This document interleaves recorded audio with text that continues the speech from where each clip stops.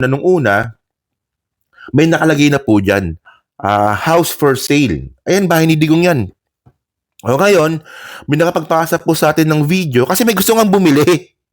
So ngayon, yung gustong bumili, pumunta doon sa bahay ni Digong, binidyohan ngayon yung bahay nila ngayon doon.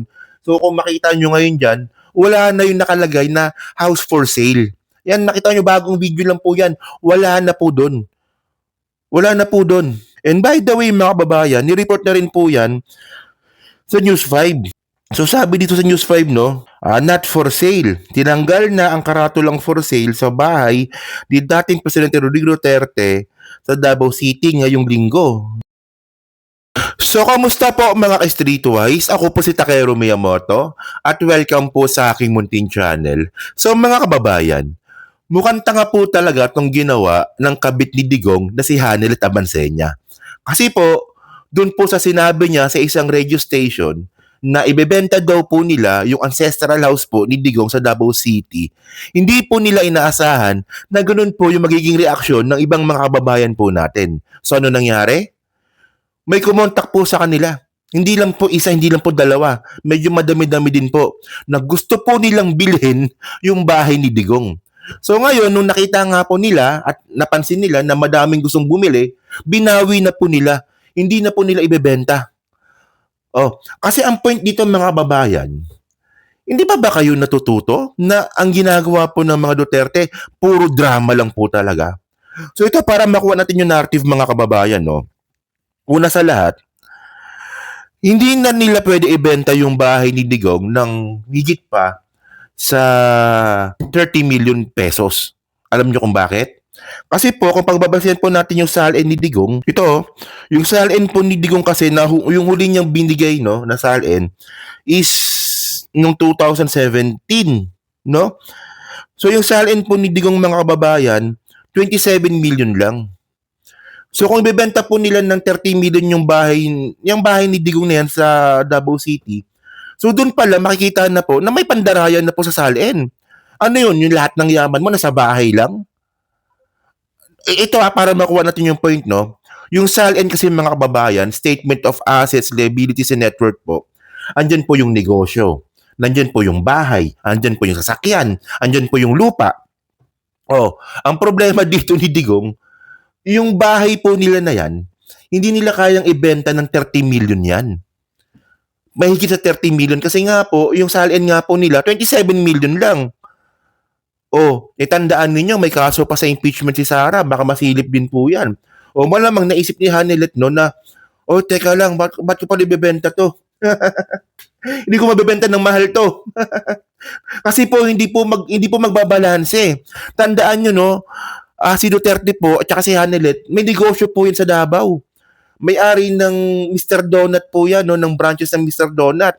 So kung pagsasabay mo po yung bahay at saka yung mga negosyo, pati yung katayan ng baboy, pati yung mga restaurant nga po ni Digong, at saka ni Hanelet, so ano yun? So sobra, so hindi nila kaya ibenta ng mahal yan. O ngayon, mga kababayan, may gustong bumili. Actually, may gusto talagang bumili.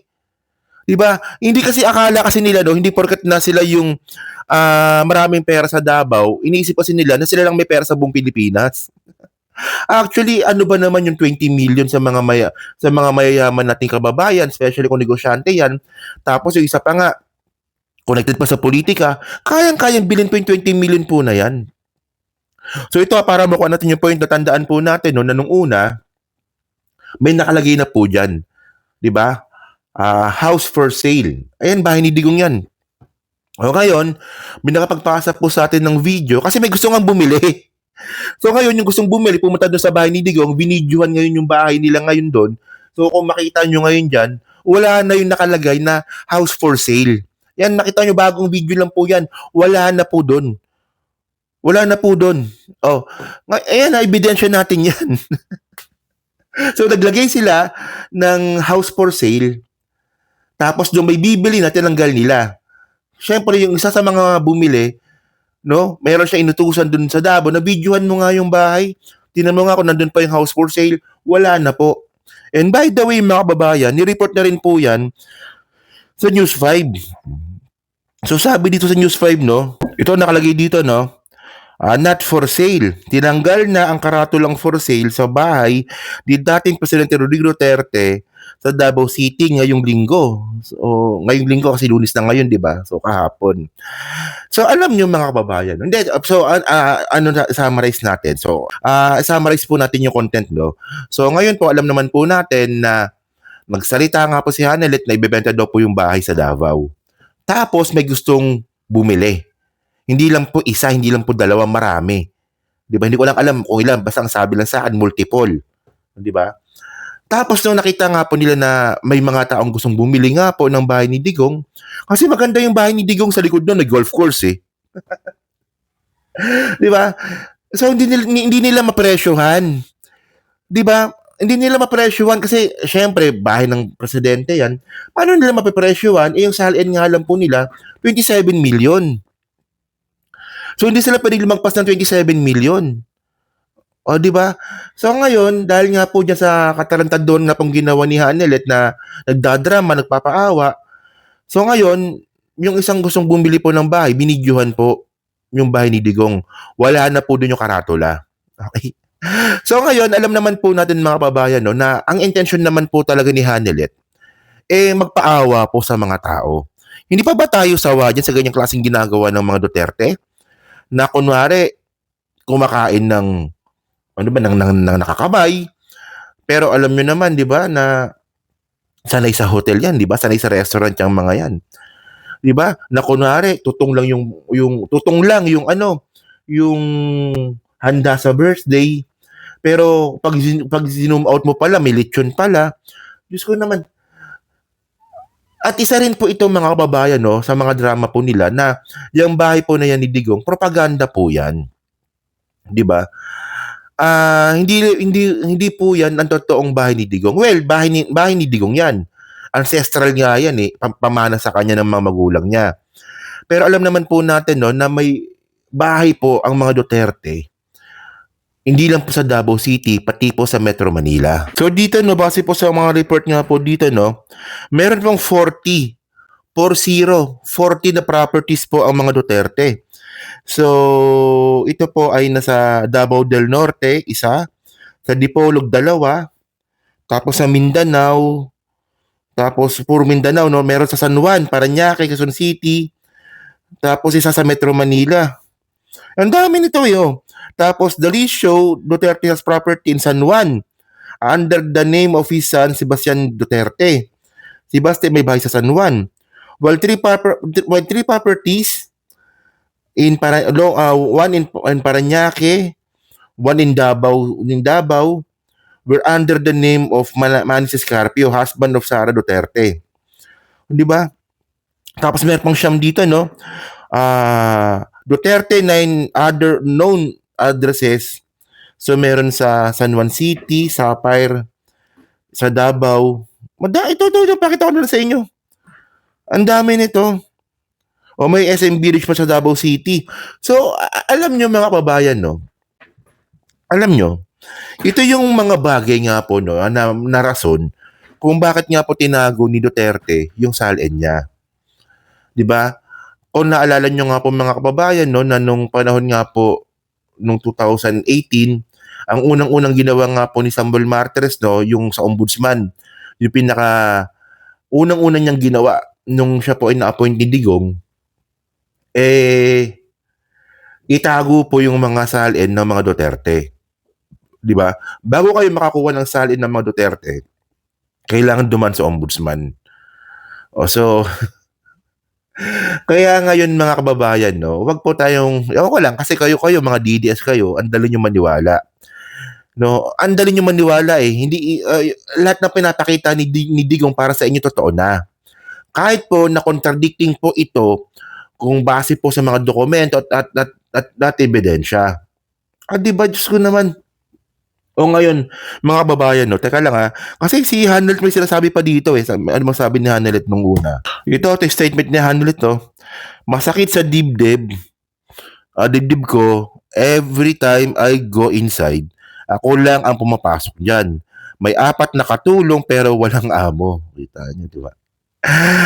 We abandoned it after what happened. I cannot sleep there anymore because the lawyers asked us to install CCTV even inside the bedroom. Di ba? Ay, ayos talaga to, no? Alam nyo, paawa talaga to, eh, no? Kasi una sa lahat, mapabayan, no, 4 yung katulong, wala namang amo. Tapos, ang point, kita nyo, dito pa lang nahuli na sila, eh. So, mula daw po nung nangyari nga raw po yung pag-aresto kay Digong, hindi na raw po sila tumira dyan. So, ibig sabihin nun, saan kayo nakatira? Saan kayo nakatira nung hindi na kayo tumutuloy dyan sa bahay ni Digong sa Davao City, yung ancestral house niya? So, ibig sabihin nun, marami kayong bahay. Ikaw mismo nadulas, eh. Nakita yung sinabi ni Hanelet. Sabi niya dito, no? We abandoned it after what happened. So, inabandonan na raw po nila yung bahay na yan pagkatapos nga po nung pag-aresto kay Digong. After what happened nga, eh. So, ibig sabihin nun, meron kayong ibang tinitirhan. So, hindi lang yan ang bahay ni Digong. So, anong rason ninyo para banggitin yan sa mga tao na ibebenta na namin yan? O kasi masakit sa dibdib. Nagpapaawa lang po kayo. Akala kasi ni Hanelet na porket sila lang ang may pera sa Davao, akala nila sila lang ang may pera sa buong Pilipinas na kayang bilhin yung bahay na yan. Actually, bahay ng dating presidente yan. Marami po magkaka-interest dyan. Hindi ba naisip ni Hanelet yun? Alam nyo, sana next time, no, bago kayo magsalita ng ganyan, sana konting gamit naman ng common sense. Di ba? Bahay ng dating presidente yan. Ancestral house pa yan. O, di ba? Tapos yung salin ninyo, 27 million lang. So, hindi nyo mabibenta ng mahal yan. Baka maibenta nyo lang yan ng 20 million or 18 million. Kayang-kayang bilhin po ng mga mayayaman po yan. At marami po magkaka-interest po dyan. Di ba? Hindi kasi mga kababayan, para ma-explain lang po natin, no? Kung anong connection ng salin. Ang connection po kasi ng salin, yung final nga po ni Digong na salin, 2017, yung pinakahuli kasi nga tinago nga, di ba? 27 million lang. So kung ibebenta nila ng mas mahal yan, hindi nila mabebenta ng mas mahal yan. So, ibig sabihin nun, yung value niyan, sumobra sa salin ninyo. Eh may mga lupa pa kayong iba na nakadeclare doon. May mga negosyo pa kayo. Oh, hindi ba naisip ni Hanelet yon? Basta lang ngaw-ngaw lang ng ngaw-ngaw na hindi nag-iisip, no? Na posibleng may bumili nga nung bahay. Akala kasi nila sila lang ang may pera na ganung kalaki sa Pilipinas. Diyos ko. Ano ko ba? So yun mga babayan, no? So kayo po, no? Ano po masabi nyo nga po dito na tinanggal po ngayon yung house for sale?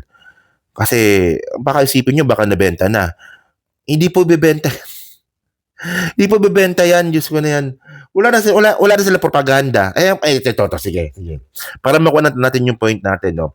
Pag binenta po ni Digong yan, yung bahay po na yan, ano na ang gagamitin nilang propaganda na sila ay simpleng tao lang? Mababawasan sila ng propaganda. Mababawasan sila ng props sa propaganda. O ngayon, pag binenta nila yan, ano na ngayon ang bahay na papakita nila sa mga tao na ito lang ang bahay namin? Wala na yung connection, no, wala na yung yung connection sa tao, sa mga DDS, no? Para po sa propaganda po na simple po sila, no? You got my point mga kababayan, no? 'Di ba? So kayo po, ano po masabi nyo nga po dito sa paawa effect na hindi po pinag-isipan nga po ni Hanelet? Naku, ewan ko ba, no?